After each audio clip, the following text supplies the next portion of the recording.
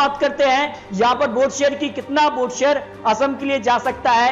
2021 में एनडीए के लिए 45, यूपीए को 42, अन्य के खाते में 12% वोट शेयर जा सकता है। अब हिसाब से देखें तो 2016 में जो बीजेपी को यहां पर 60 सीटें मिली, लेकिन इस बार गठबंधन के तौर पर यहां पर देखा जा रहा है एनडीए, यूपीए और अन्य के खाते में, जिसमें अगर बात करें बीजेपी असम गण परिषद यहां पर गठबंधन में, जबकि कांग्रेस यहां पर एआईयूडीएफ और बोडोलैंड पीपल फ्रंट पार्टी जो पहले बीजेपी में थी, लेकिन वो अब यूपीए के साथ चुनावी मैदान में उतर चुकी है। अब इसके अलावा अगर देखें तो यहां पर असम में बीजेपी सरकार है, लेकिन इस बार क्या हो रहा है, 2021 में 64 से 72 सीटें एनडीए गठबंधन को जा सकती हैं, यानी एनडीए गठबंधन को नुकसान असम में दिखाई दे रहा है, लेकिन सरकार का जो आंकड़ा 64 सीटें हैं उसको प्राप्त करती नजर आ रही है। लेकिन यूपीए भी यहां पर करीबी दिखाई दे रहा है, 52 से 60 सीटों पर यूपीए भी यहां पर टक्कर दे रहा है, यानी एनडीए यूपी में असम में कांटे का मुकाबला इस बार देखने को मिल सकता है। अन्य के खाते में 0 से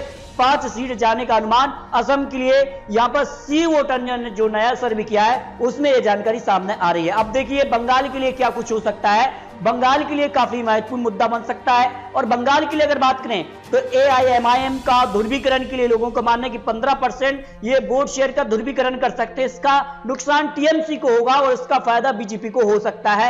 अब इतना फायदा होता है कि बीजेपी जो 148 का बहुमत का आंकड़ा है उसको प्राप्त कर पाएगी या नहीं। इसके अलावा टीएमसी बागी जो हो चुके हैं, उनके कई यहां पर प्रमुख नेता बागी होकर बीजेपी में शामिल हो चुके हैं, तो उससे यहां पर कह सकते हैं 19% लोग मानते हैं कि इसका अहम फैक्टर है और ये कहीं ना कहीं चुनाव में बीजेपी को फायदा दे सकता है। जबकि द्वारे सरकार योजना 29% जो सरकार की योजना है, ममता बनर्जी की योजना है, उसका फायदा टीएमसी को होगा। बीजेपी में घोटाला आरोपी 8% लोग मानते हैं कि जो बीजेपी में यहां पर कुछ लोग हैं वो यहां पर घोटाले के आरोपी है, ऐसा मानकर चल रहे हैं। जबकि मुख्यमंत्री का पसंदीदा चेहरा कौन माना जा रहा है पश्चिम बंगाल के लिए, ममता बनर्जी अभी भी लीड कर रहे हैं, क्योंकि 52% लोग उनको ही अभी भी मुख्यमंत्री के तौर पर देखना चाहते हैं, क्योंकि बीजेपी ने अपना मुख्यमंत्री यहां पर चेहरा सामने ही नहीं रखा है। यानी बिन बारात दूल्हे की यहां पर कह सकते बारात लगा रही है बीजेपी। अब इसमें सफल होगी या नहीं ये तो आने वाला समय ही बताएगा, क्योंकि दिल्ली में तो बीजेपी को बड़ी यहां पर हानि हुई थी, क्या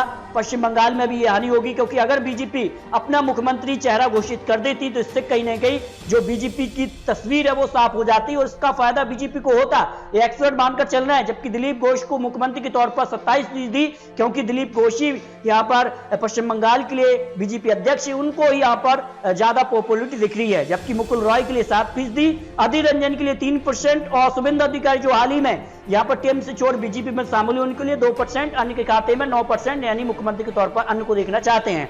अब चुनाव के अहम फैक्टर क्या हैं, इस पर आपको यहां पर जानकारी दी है। इसके अलावा अगर बात कर लें तो क्या वोट परसेंटेज में यहां पर बदलाव देखने को मिल रहा है। यहां पर बात करें तो टीएमसी को 2016 में 44% दी, लेकिन 2021 में 43%, यानी ज्यादा वोट शेयर गिरता नजर नहीं आ रहा है टीएमसी का। और इसका फायदा क्या टीएमसी यहां पर सीटों में कन्वर्ट कर पाएगी, इसके आंकड़े भी आने वाले समय आपको देने वाले हैं। इसके अलावा बात करें तो बीजेपी के लिए क्या कुछ आंकड़े बनते नजर आ रहे हैं। 2016 में केवल 10% वोट शेयर, लेकिन 2021 में 38% तक वोट शेयर बीजेपी के खाते में जाता नजर आ रहा है। और लोकसभा के आंकड़े दोहराने की कोशिश बीजेपी यहां पर पश्चिम बंगाल में करती नजर आ रही है। लेकिन अगर बात करें तो यहां पर कांग्रेस लेफ्ट को जबरदस्त नुकसान है। 2016 में 37% वोट शेयर गिरकर 12% पर आता नजर आ रहा है। इसके अलावा अगर बात करें तो अन्य के खाते में 2016 में 7, लेकिन इस बार 5% वोट शेयर, यानी पश्चिम बंगाल में अगर सबसे ज्यादा किसी पार्टी को फायदा हो रहा है वो है बीजेपी पार्टी। लेकिन आंकड़े क्या बहुमत के आंकड़े तक बीजेपी को पहुंचा पाएंगे या नहीं, अब देख लेते हैं आंकड़े।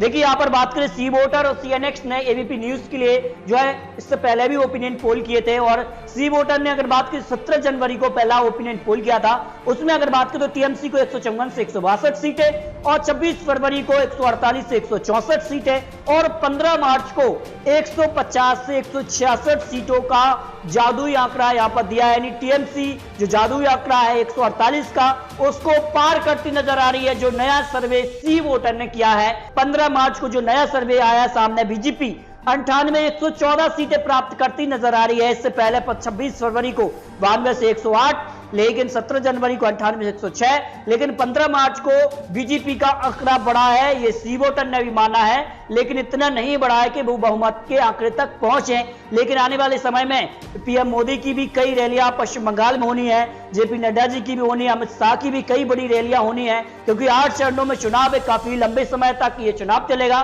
उसी बीच क्या बीजेपी वो यहां पर जादुई आंकड़ा 148 है उसको प्राप्त करने का प्रयास भी करेगी। लेकिन कांग्रेस लेफ्ट के लिए क्या कुछ आंकड़े हैं, यहां पर 23 से 31 पर समर्थते नजर आ रहा है कांग्रेस लेफ्ट गठबंधन। अन्य के खाते में भी 3 से 5 सीट पश्चिम बंगाल के लिए सी वोटर ने आंकड़े दिए हैं। अब बात करते हैं तमिलनाडु के लिए। तमिलनाडु के लिए अगर बात करें 2016-2021 में क्या कुछ होने वाला है, क्या बड़ा बवाल यहां पर होने वाला है, यूपीए एनडीए यहां पर अन्य की सरकार बनने वाली है, इस पर कुछ आंकड़े देते हैं। देखिए यहां पर बात करें तमिलनाडु में बड़ा उलटफेर होने की संभावना यहां पर दिखाई गई है। 2016 में यूपीए को 39% वोट शेयर, जबकि एनडीए को 43% वोट शेयर, लेकिन 2021 में आंकड़ा उल्टा हो रहा है। 43% वोट शेयर यूपीए के खाते में जाते नजर आ रहे हैं, जबकि एनडीए को सिर्फ 30% वोट शेयर जाने की संभावना यहां पर है। यानी जबरदस्त एनडीए को नुकसान तमिलनाडु में होने का यहां पर संकेत सी वोटर ने दिया है। अब अगर यहां पर बात कर ले हैं इसके लिए सीटों में क्या कुछ आंकड़े बनते नजर आ रहे हैं। सबसे पहले बात करते हैं 2016 में यहां पर एआईडीएमके यानी एनडीए जो गठबंधन था उसको 135 सीटें तमिलनाडु में मिली और डीएमके को 88 और कांग्रेस को 8। लेकिन इस बार गठबंधन में हो रहा है बड़ा बदलाव और यहां पर बात करें तो तमिलनाडु में इस बार यहां पर एआईडीएमके को बड़ा नुकसान हो सकता है। यानी एनडीए को सिर्फ 53 से 61 सीटें मिलने का अनुमान है, जबकि यूपीए सरकार बनाने के तक पहुंचता नजर आ रहा है। 161 से 169 सीटें यूपीए गठबंधन को जा सकती हैं। यानी तमिलनाडु में एनडीए गठबंधन को नुकसान है, जबकि यूपीए गठबंधन को सरकार बनाने का जो आंकड़ा है उस तक यहां पर सी वोटर ने जो आंकड़े दिए हैं उस हिसाब से मिलता नजर आ रहा है। जबकि यहां पर एमएमके जो पार्टी है, जो नई पार्टी बनाई गई है, उसको 2 से 6 सीटें मिलने का अनुमान है, जबकि यहां पर एएमके को 1 से 5 और अन्य के खाते में 3 से 7 सीट मिलने का अनुमान सी वोटर ने दिखाया है। तमिलनाडु के लिए ये ताजा आंकड़े निकल के सामने आ चुके हैं। अब केरल के लिए क्या कुछ आंकड़े बनते नजर आ रहे हैं। केरल में ये माना जाता है कि हर 5 वर्ष में जो है सत्ता परिवर्तन देखने को मिलता है। इस बार सरकार में एलडीएफ है और यहां पर बात करें तो 2021 में नंबर आता है यूडीएफ का, लेकिन इस बार बड़ा उलटफेर होता नजर आ रहा है केरल में। जिस प्रकार से यहां पर राहुल गांधी भी वायनाड से सांसद है और जिस प्रकार के यहां पर उन्होंने यहां पर घोषणाएं की हैं, कई यहां पर जो कह सकते सभाएं की, उनमें बड़ा उलटफेर होने की संभावना है। एलडीएफ को अगर वोट शेयर की बात करें तो 2016 में 43% और 2021 में भी ये 42% वोट शेयर प्राप्त करते नजर आ रहे हैं, जबकि यूडीएफ को यहां पर 38% वोट शेयर 2016 में, इस बार 37% वोट शेयर यानी 1% की गिरावट ही देखने को मिल रही है। एलडीएफ सरकार में बरकरार रह सकता है, आंकड़े यहां पर दिखाई जा रहे हैं, क्योंकि एलडीएफ को 77 से 85 सीट मिलने का अनुमान यहां पर लगाया जा रहा है, जबकि यूडीएफ का नंबर आता है क्योंकि हर 5 वर्ष में यहां पर सत्ता परिवर्तन देखने को मिलता है। 2016 में यहां पर लेफ्ट गठबंधन की सरकार है, लेकिन अब नंबर यूडीएफ कांग्रेस गठबंधन का आता है। लेकिन इस बार बड़ा उलटफेर हो रहा है और इस बार जो है एलडीएफ एक बार फिर से सरकार बनाने के आंकड़े तक यानी फिर से सरकार बना सकती है एलडीएफ, जो यहां पर आंकड़े सी वोटर ने दिए हैं। यहां पर केरल की 140 सीटों पर यानी यहां पर कहा जाए तो केरल में अब कांग्रेस को बड़ा नुकसान होने की संभावना लगाई जा रही है।